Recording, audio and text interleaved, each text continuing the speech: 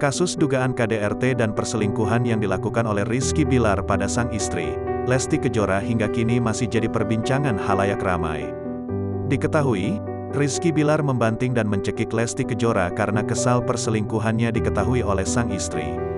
Diduga Lesti meminta dipulangkan ke orang tuanya membuat Bilar emosi dan membanting serta mencekik sang istri.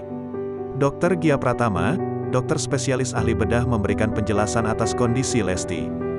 Gia Pratama menyebut dampak fatal jika terjadi penekanan di bagian leher sang biduan.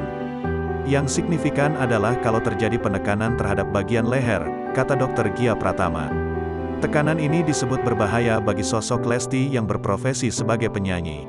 Masalahnya di saluran itu terdapat struktur yang penting juga, ujar Gia Pratama. Apalagi buat penyanyi seperti Lesti, yaitu pita suara, lanjutnya.